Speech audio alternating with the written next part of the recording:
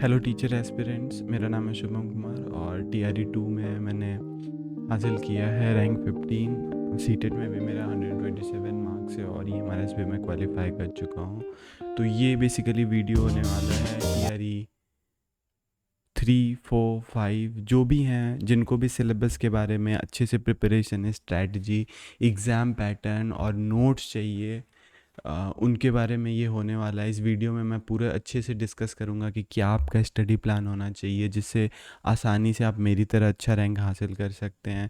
ऐसा क्या स्ट्रैटेजी आपको अपनाना है, सब्जेक्ट वाइज मैं आप लोग को बताऊँगा कि कैसे अच्छे से पढ़ाई करना है, रिवीजन की टेक्निक्स मैं बताऊँगा और मॉक टेस्ट कैसे देने हैं, बुक्स कौन कौन सा पढ़ना है, इसके बारे में एक ओवरव्यू मैं आप लोग को दूंगा जिससे बहुत ही अच्छे तरीके से आप लोग भी मेरी तरह मार्क्स ला सकते हैं।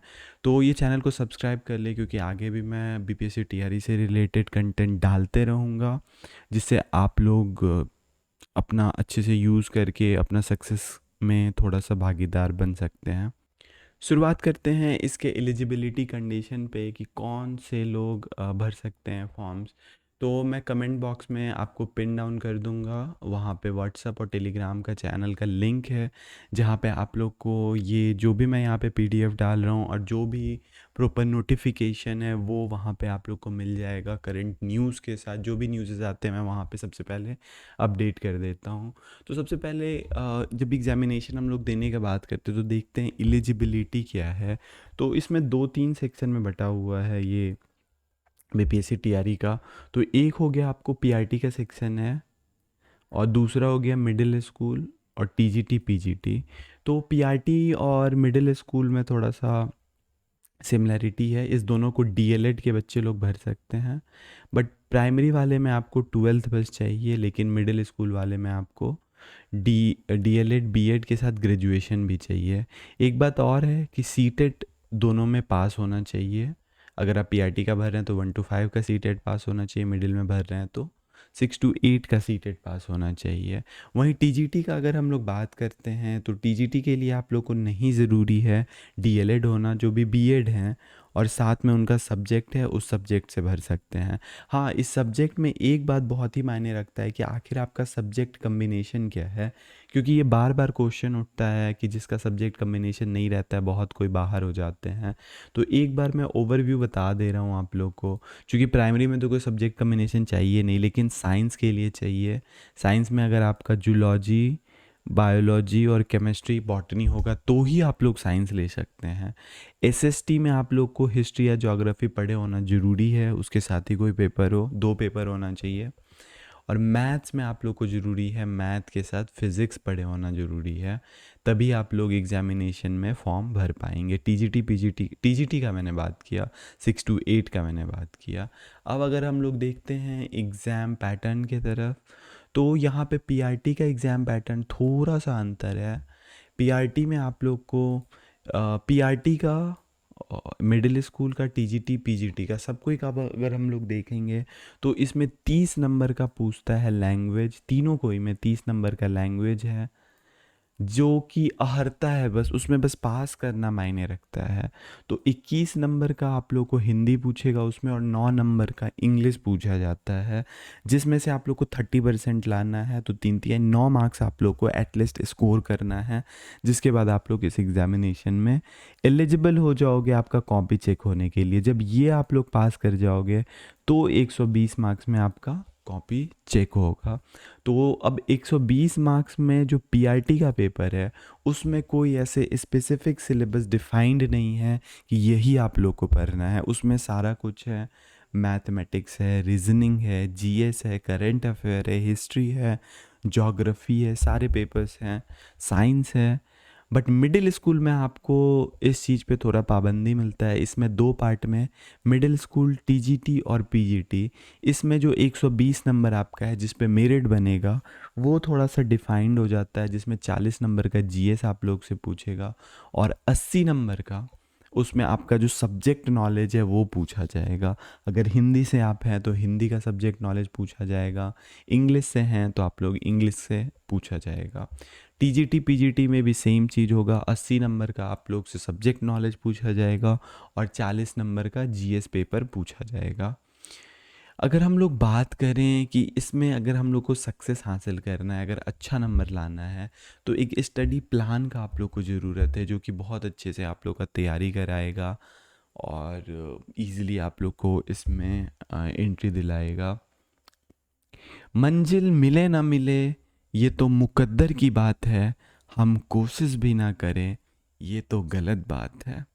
कोशिश तो करना पड़ेगा। आई नो बहुत सारे प्रॉब्लम्स आप लोग के लाइफ में चल रहे होंगे, आसपास के कमेंट्स, घर का प्रेशर, अगर कोई वुमेन है, महिला है, तो उनको घर का परेशानी है कि घर को कैसे सही करें, घर को कैसे रखें, बच्चा अगर हो गया है तो उसके केयर को लेकर के वो परेशान है। कंपैरेटिवली लड़के लोग को भी ताना तो सुनना पड़ ही रहा है घर में कि अब नौकरी नहीं मिलेगा तो का होगा, कुछो नहीं खे हो ही रहुआ कि नौकरी नहीं खे मिली था, एहनिया भैंसियन चराई तो नहीं के। तो पढ़ाई बहुत ज़रूरी है, तो इसलिए और टीचर का नौकरी बहुत अच्छी जॉब है, सैलरी यहाँ पे हैंडसम मिल रहा है। और महिलाओं लोग को तो सच में बहुत बड़ा सैल्यूट है, जो कि रेगुलर अपना परसिस्टेंस दिखा के पढ़ाई कर रही हैं। तो स्टडी प्लान और हम लोग प्रिपरेशन स्ट्रैटेजी के बारे में देखते हैं, टीआरई 4 5 जो भी आप लोग नेक्स्ट एग्जामिनेशन दे रहे हैं उसका। तो देखो, स्टडी प्लान बनाने के लिए सबसे पहले आप लोग को ज़रूरी है 2 3 चीज़। पहला चीज़ तो आपको जानना है कि इसका सिलेबस क्या है, ठीक है, एग्जामिनेशन का, जिस चीज़ का भी आप तैयारी कर रहे हो। तो मैं आप लोगों को बता रहा हूँ, कमेंट बॉक्स में मैं ऑफिशियल नोटिफिकेशन डाल दूँगा जिसमें सिलेबस बहुत अच्छे से आपका पर्टिकुलर पेपर का दिया हुआ है। तो सिलेबस अगर आप जान लिए, अब फिर ये आप लोग को देखना है कि आप कहाँ पे हो, आप कहाँ पे स्टैंड कर, आपका नॉलेज क्या है, आप क्या जानते हो। अगर आप पढ़े हुए हो या फिर आप जस्ट फ्रेशर हो, आपको कुछ नहीं आइडिया है, तो उसके हिसाब से हम लोग देखेंगे। फिर सबसे बड़ा क्वेश्चन आता है कि कोचिंग लेना है या नहीं लेना है। तो देखिए, इसके लिए मैं एक ही चीज़ आप लोग को सजेस्ट करूँगा। अगर अगर आप लोग थोड़े बहुत, लाइक होता है ना, ग्रेजुएशन में आपने पढ़ा है, एसएससी का क्लास किया हुआ है या बैंकिंग का क्लास किया हुआ है, या फिर आप लोग 12th पास आउट हैं बट 9 10 11 12 में बहुत अच्छे से पढ़ा हुआ है आप लोगों ने, तो कोचिंग लेने का कोई ज़रूरी नहीं है, थोड़ा सा भी कोचिंग लेने का ज़रूरी नहीं है।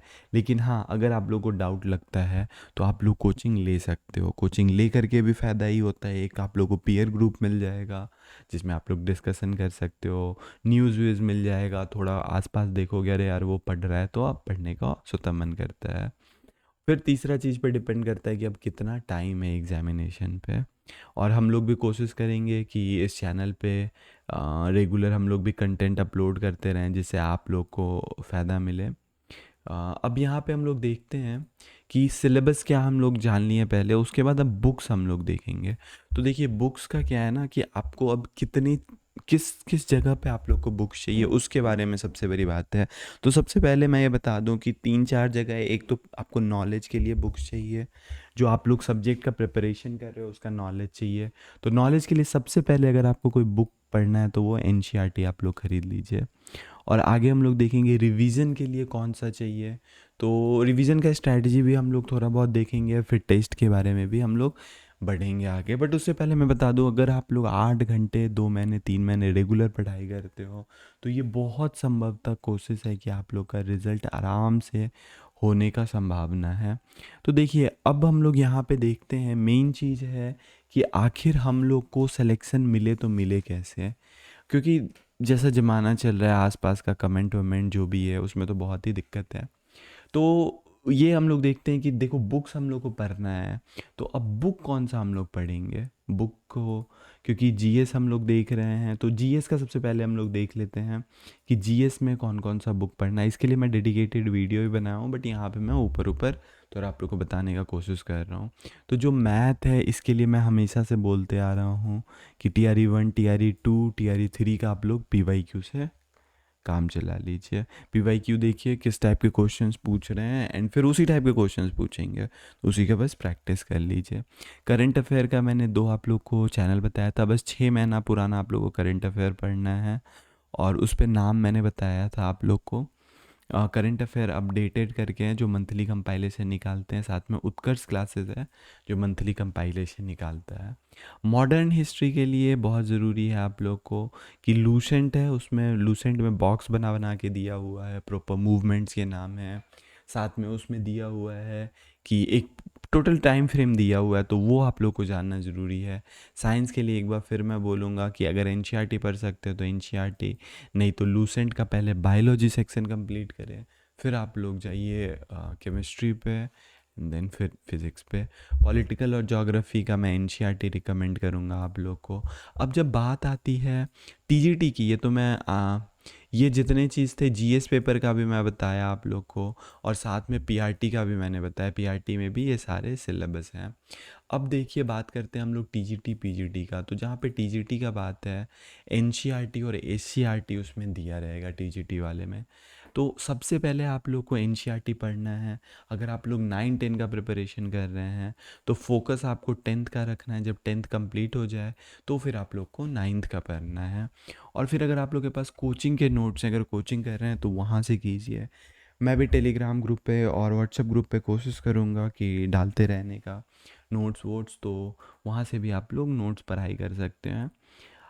अब मेन चीज़ आता है कि पढ़ाई तो अब हो गया आप लोग का, पढ़ाई तो ऑब्वियसली हो गया। अब 3 स्टेज 4 स्टेज में होता है। पहले तो आप लोग को सिलेबस जानना था, सोचना था कि मेरे को पढ़ाई करना है। फिर उस स्टेज से निकले तो अब बुक आप लोग को पता चल गया, सिलेबस पता चल गया। फिर अब बुक्स के बारे में है कि बुक्स पता चल गया कौन कौन सा बेसिक पढ़ना है। तो एनसीईआरटी एससीईआरटी जो मैंने आप लोग को अभी जस्ट बताया है, यहाँ पे देख सकते हैं, मैंने बताया है आप लोग को बुक्स में एनसीईआरटी और एससीईआरटी पढ़ना है, ठीक है। उसके बाद अब क्या आता है ना कि अब रिवीजन कैसे करना है, वो चीज़ तो पढ़ ली, अब रिवीजन कैसे करना है, फिर टेस्ट कैसे लगाएंगे उस चीज़ का।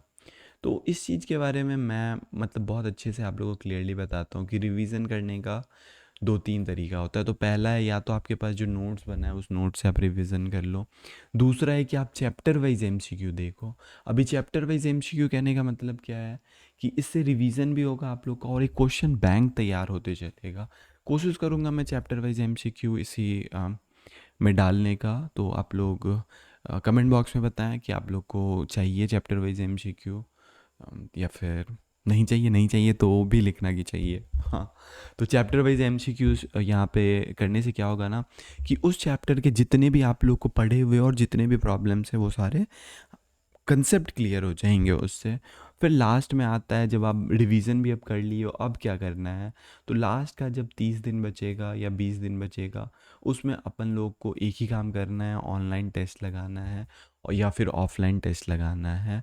और मेन चीज़ है कि सब कोई को लगता है कितना मार्क्स आना चाहिए और कितना टेस्ट लगाना चाहिए। तो कट ऑफ का अगर हम लोग बात करेंगे तो मैं इस चैनल पे कट ऑफ प्रिडिक्ट करने का कोशिश करते रहता हूँ, डालते रहता हूँ वीडियो, वहाँ से आप लोग देख लेते हैं ना। और कितना टेस्ट लगाना है मेन है मॉक टेस्ट का। तो आप लोग मिनिमम मुझे लगता है 10 अगर मॉक टेस्ट लगा दे रहे हैं तो वो काफ़ी